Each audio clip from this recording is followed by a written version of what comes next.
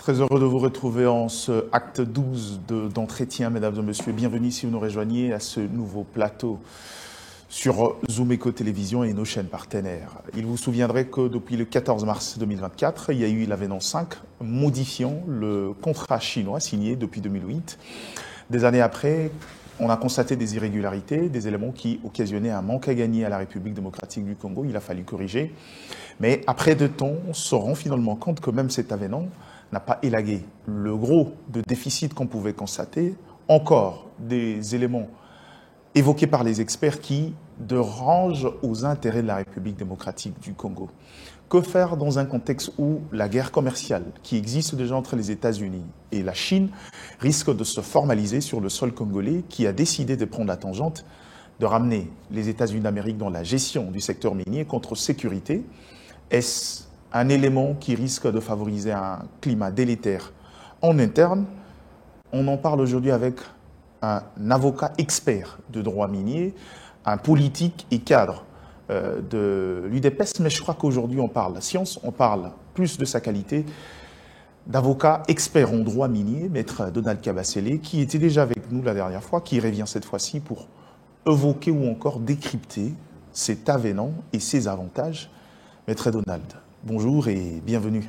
Bonjour Monsieur Jan, merci aussi à 2 millions de téléspectateurs qui auront l'occasion de nous suivre.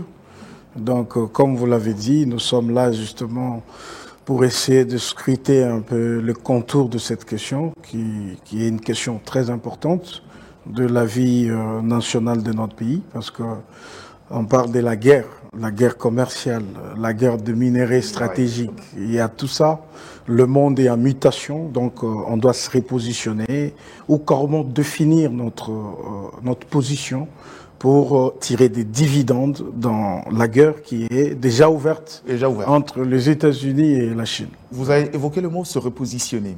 Est-ce que c'est l'élément qui définit l'action actuelle du pouvoir en place, notamment dans cet accord stratégique trouvé avec les États-Unis, où ici c'est l'instinct de survie pour résoudre cette question de la guerre de l'Est qui dure depuis très longtemps? Non, pas du tout l'instinct de survie. C'est qu'il y a eu de politiques publiques conçues par le président de la République qui a compris l'enjeu, qui s'est dit, écoute, dans ce monde en totale mutation, on ne devrait pas rester bras croisés. Il fallait que la République démocratique du Congo joue pleinement son rôle. On parle de tous ces minéraux et nous avons une réserve de plus de 70%. Ça veut dire que même si la guerre doit se faire, elle se fait autour de nous. Si les gens doivent chercher à contrôler ces minéraux stratégiques, à contrôler l'accès à ces minéraux stratégiques, on va dire les réserver, les exploiter et tout ça, donc on doit dealer avec la RDC pour le faire. Et parmi les grands consommateurs, comme vous le dites, il y a d'une part la Chine et d'autre part les États-Unis. La Chine avait déjà une mainmise beaucoup plus accentuée. L'écart est vraiment très expressif, l'écart. Et il était question qu'avec les États-Unis, au vu des enjeux sécuritaires qui essayent de gangréner notre pays, et donc il était important qu'on puisse redéfinir notre partenariat, parce que je ne cesse de les rappeler, nous avons des réserves minières, j'allais dire, qui permettent à ce qu'on puisse rêver. Parce que la Banque mondiale, dans son récent rapport, a parlé de 24 trillions de dollars, donc 24 000 milliards de réserves non exploitées. Donc on a encore avec quoi dealer, on peut encore faire des affaires. Donc, il était question de se repositionner. Donc, c'était pas un instant de survie, pas du tout, mais c'est une résultante de politiques publiques réfléchies qu'on essaye en tant qu'expert de voir dans quelle mesure on peut apporter un plus pour que ça se passe parfaitement bien. Parfaitement. Alors, puisque vous parlez, c'était une stratégie savamment pensée, mais d'aucuns pensent aujourd'hui que c'est Avenant 5, qui révisitait le code, le contrat chinois, n'était qu'une occasion pour la RDC d'accroître, de réclamer un peu plus de ressources, sans tenir compte sur de vraies questions. Dans le fond, on parle des exonérations, on va y arriver sur cette question-là, mais dans le fond aujourd'hui, quels sont les éléments des différences entre le contrat initial et le contrat tel que modifié par l'Avenant 5 aujourd'hui? Merci beaucoup. C'est très important parce que ce sont des questions beaucoup plus techniques.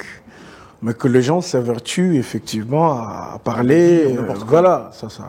Il faut d'abord dire que c'était la plus grande escroquerie de l'histoire économique de notre pays. Parce que, rappelez-vous, en 2008, le gouvernement dirigé par Joseph Kabila va signer un contrat, pas avec la Chine, non, avec le groupement des entreprises chinoises. C'est très important parce qu'il y a des contrats que la Chine signe en tant qu'État et il y a des contrats que la Chine signe à travers des entreprises. Donc, ce n'est même pas la Chine, mais les entreprises, le consortium des entreprises chinoises signe avec le gouvernement de la République. Demandez-moi quoi? Ça devrait partir de 2008 jusqu'en 2040. Ça devrait porter sur 10 millions de tonnes de cuivre et presque 619 000, on va dire, tonnes de cobalt. Vous voyez? Et le montant global, ce qui est plus curieux, pendant 32 ans d'exploitation, c'était 3 milliards 200 millions de dollars. Donc ça veut dire, ça devrait être un partenariat contre minerais, contre infrastructures. Donc la construction des routes, des ponts, des hôpitaux et tout ce qui va avec. Alors, pendant ces temps, le président Tshisekedi arrive. Il trouve qu'il y a 16 ans passés que ce contrat existe. Il essaie de s'interroger, qu'est-ce que nous avons gagné finalement? On se rend compte que les entreprises chinoises en ont profité au maximum. Ils ont réalisé des profits de plus de 20 milliards de dollars. De près de 20 milliards, oui. Vous voyez, de près de 20 milliards de dollars. Et de notre côté, d'ailleurs, l'inspection générale des finances avait révélé qu'on était, selon tout ce qui a été fait, autour de 800 millions de dollars. 822 millions de dollars. Pendant combien de temps? Pendant 16 ans. Voyez-vous? Alors que la Chine en a suffisamment profité. Et le président s'est dit, est-ce qu'on doit continuer comme ça? C'est des contrats qui engagent la République. C'est comme ça que quand on voit certains dirigeants se mettre sur la toile pour donner des leçons de bonne gouvernance, des luttes contre la corruption et tout, eh bien, on a un peu froid. Parce que c'est la plus grande escroquerie de l'histoire économique de notre pays. Il était question de voir dans quelle mesure on peut arranger. Comment la République pourrait gagner quelque chose. C'est comme ça que, grâce à la clairvoyance de son Excellence, Monsieur le Président de la République, nous sommes passés de 3 milliards 200 millions à 7 milliards. Ça veut dire avec un surplus de plus de 4 milliards de dollars qu'on a pu ramener, on va dire, à la RDC. Avec une possibilité de construire près de 5000 km de routes, vous voyez, et c'est là, pas que le Chinois devrait construire, parce que à l'époque, c'était la même société chinoise qui allait amener leurs entreprises, ils exécutaient les travaux. Ici, on a trouvé une formulation qui permet que nous pouvons avoir la liberté de choisir ceux qui peuvent exécuter des travaux, mais avec possibilité que la Chine verse annuellement un certain nombre d'argent. Je crois que ça doit être 324 millions. 324 millions. Et c'est là où vient le problème. Ça veut dire, de par l'esprit, la conception, on va dire l'idée qui a poussé le gouvernement de la République à négocier ces contrats, c'est louable sur toute la ligne. Mais maintenant, en tant qu'expert, on essaye d'essayer de scruter chaque point de ces contrats pour essayer d'en ressortir le tard et voir dans la mesure du possible comment on peut, on va dire, évaluer cet avenant ou comment corriger l'avenant pour que la République gagne suffisamment d'argent. Alors, qu'est-ce qui se passe? Les Chinois s'engagent à nous donner 324 millions de dollars chaque année. Mais à une condition. Ils conditionnent leur financement sur le cours du cuivre. C'est ce qui est dangereux. Ils disent ceci. Si le cuivre est vendu la tonne à 8 000 dollars et plus, ils versent 324 millions. Si le cuivre est en deçà de 8 000, ils vont réduire, mais sans dire la base de cette réduction. Ils vont loin, ils disent, Si maintenant la tonne chute à 5200 $ la tonne, ils arrêtent de financer les infrastructures. Mais ils ne disent pas que et aussi arrêtent d'exploiter. Ça, c'est d'abord la première des choses. Donc, on a conditionné le financement par rapport au cours de matières premières. Et ça, c'est un piège dans lequel on a essayé de nous avoir. Pourquoi? La Chine, dans sa guerre avec les États-Unis, ils savent que quand on fixe le prix ou le cours de matières premières, là, les États-Unis jouent un grand rôle. Un grand rôle, très important. Ils peuvent décider de dire, écoute, ça baisse ou ça augmente. Donc, et ils vont prendre, parce que une révélation importante, et ça doit être corrigé, c'est que nous n'avons pas défini les tonnages, ni de cuivre, cette fois-ci, ni de cobalt qui doivent être récupérés. Ça veut dire qu'ils peuvent mettre de matériel sophistiqué, ils peuvent creuser comme ils veulent, ils peuvent prendre tout ce qu'ils veulent, ils peuvent prendre 2 millions de tonnes par année, et nous verserons que 324 millions. Alors que aujourd'hui, la tonne de cuivre se négocie à 10 000 $ presque la tonne. Ça veut dire que si le cours du cuivre augmente, il n'y a pas d'incidence sur le financement. Les 324 millions. Mais quand ça baisse, les incidences sont d'ordre descendante. Descendante, sans définition, sans précision. La partie congolaise a accepté un tel accord. On a accepté. Et on a aussi accepté que si le prix du cuivre atteint le pic, ça veut dire dépasse 12 000 $ la tonne, c'est la partie chinoise qui va affecter le 30% de recettes, de super profit, à l'ajout de certaines infrastructures non prévues par l'avenant. Mais qu'est-ce que les 70% qui restent, qu'est-ce qu'on en fait? Alors que le code minier actuel, celui de 2018, a prévu le super profit. Quand vous faites un profit au-delà du seuil normal, qui va au-delà de 25%, sur le super profit, la République a droit à 50%. Vous voyez? Donc ça a été occulté. Et ça, c'est un problème. Vous voyez? Un autre problème, c'est quoi? C'est que finalement, on a prolongé les exonérations jusqu'en 2040.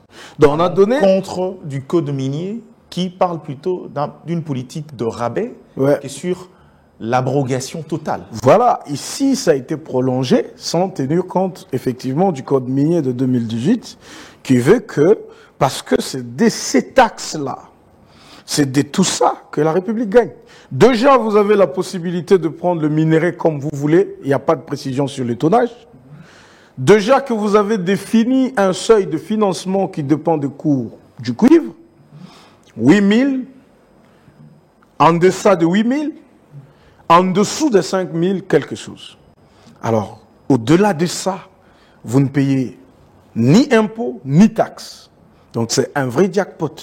Certes, nous avons pu corriger, les efforts ont été considérables pour corriger, ramener cet investissement de 3,2 milliards à 7 milliards.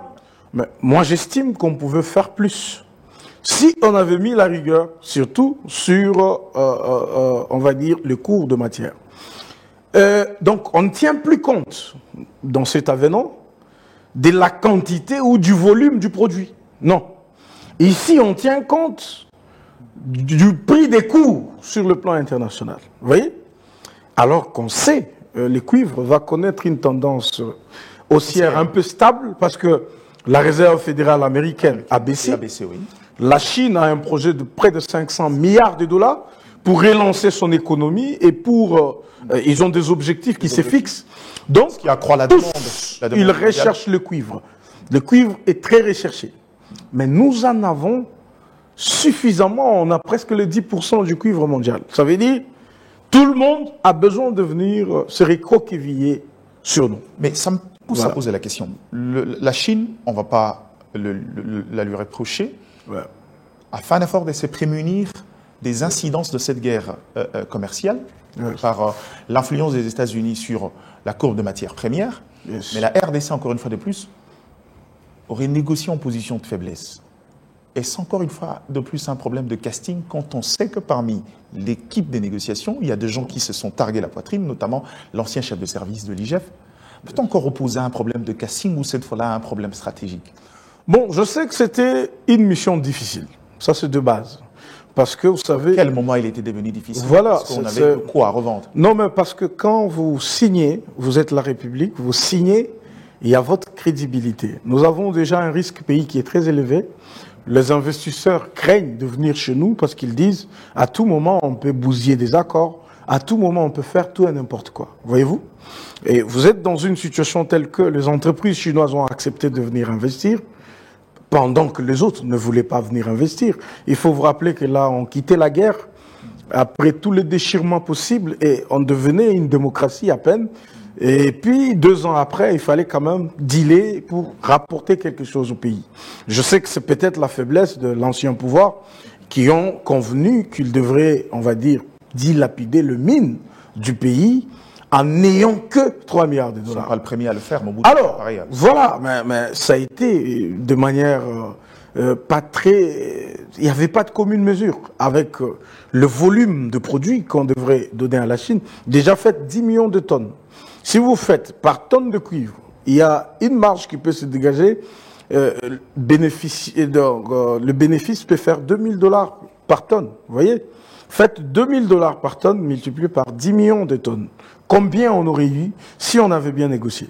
Donc on pouvait avoir plus. Donc pour moi, j'estime que dans le contrat chinois, on avait la possibilité, pas seulement d'avoir 7 milliards, mais on pouvait tout mettre en œuvre pour ne fût-ce qu'avoir 15 milliards dans ces contrats. Puisque vous on pouvait encore... Vous parlez de l'approche comparative. Entre ceux qui sortaient de la guerre et étaient dans une politique attractive, et ceux qui aujourd'hui ont connu quand même une évolution et ont un marché diversifié, à qui on doit tenir plus rigueur?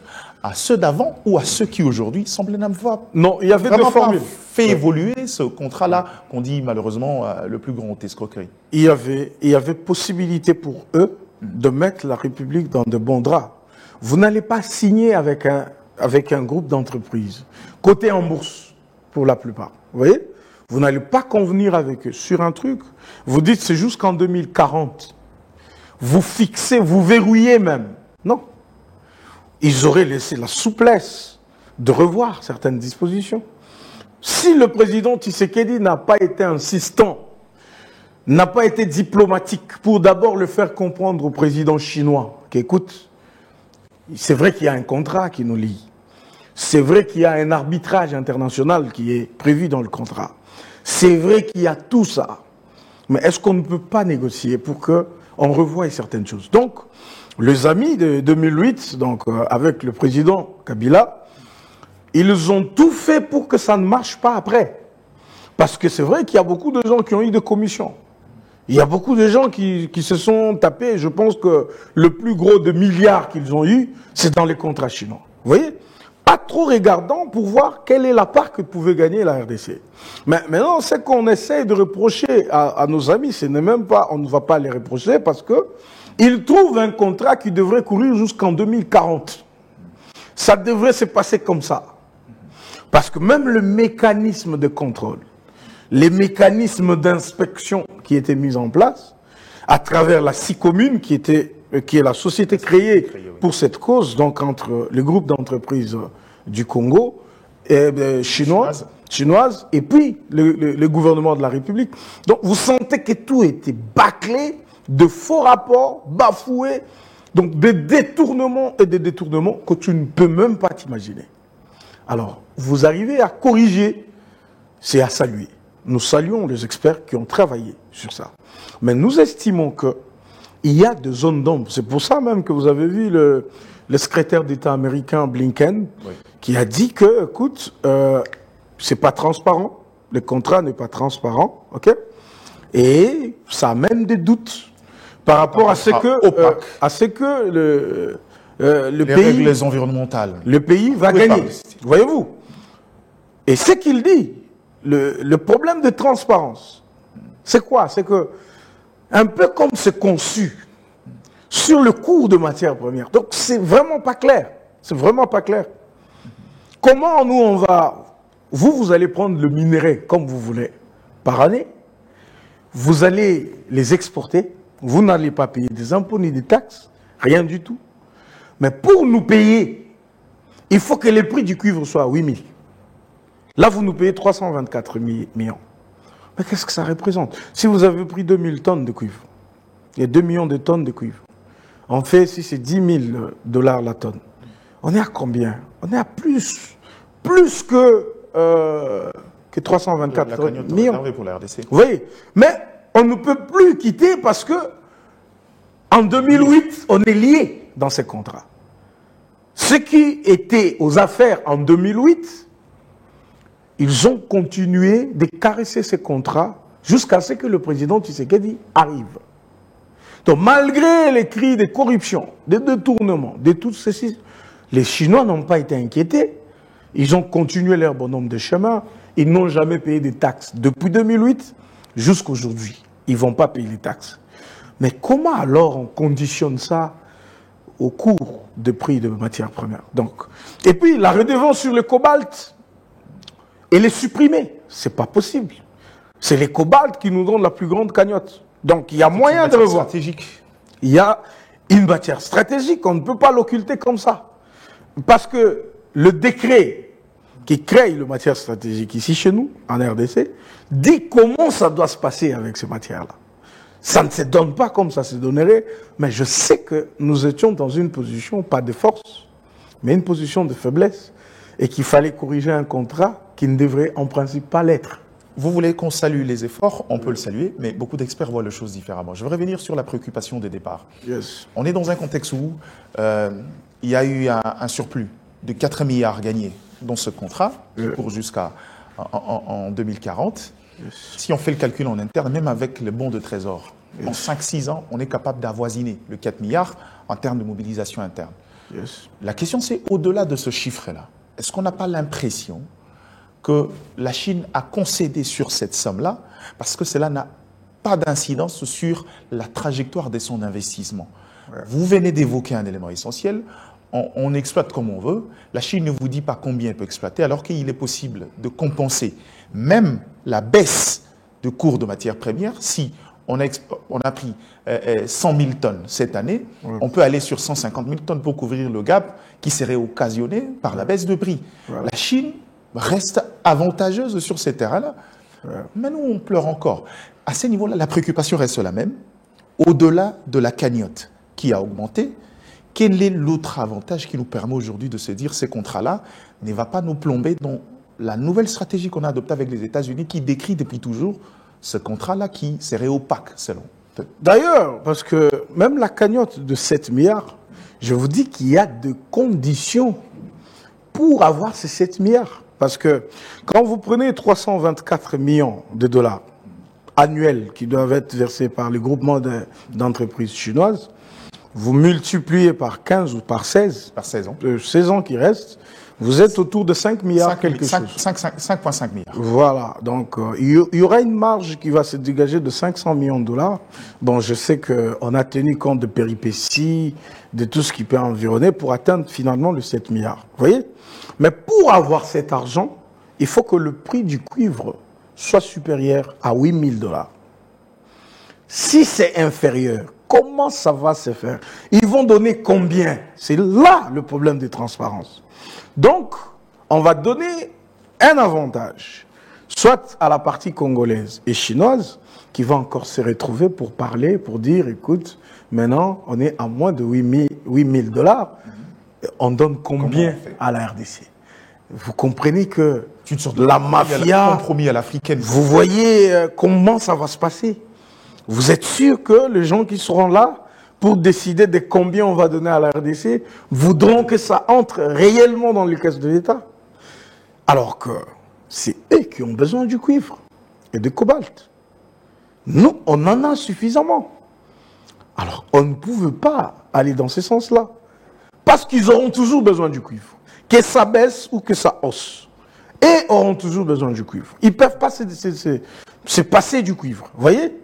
Mais je sais, la plus grande question, certainement, que les équipes commises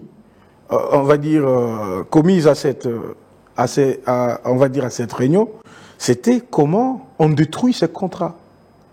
On ne sait pas les détruire parce qu'il a été signé au nom de la République démocratique du Congo. Quand vous le détruisez, c'est un message que vous donnez à tous les investisseurs du monde de ne pas vous prendre au sérieux. Voyez-vous? Mais il faut faire avec. C'est comme ça que nous saluons le fait que la cagnotte est partie de 3 milliards à 7 milliards. Mais en dehors de ça,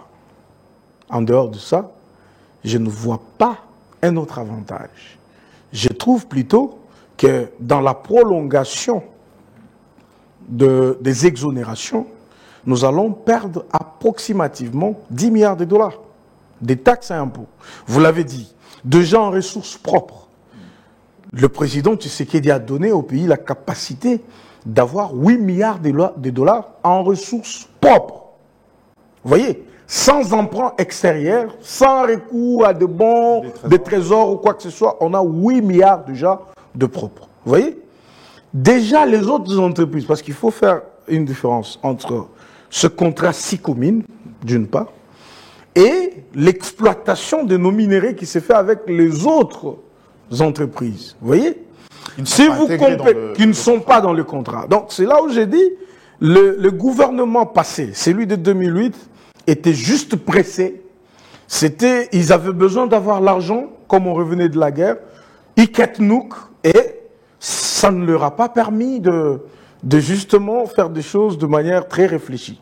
Parce que aujourd'hui, j'enlève le contrat SICOMINE, avec les autres miniers, les autres investisseurs miniers, je vous ai dit que la République reçoit approximativement 5 milliards de dollars, alors qu'on pouvait en recevoir 20 milliards.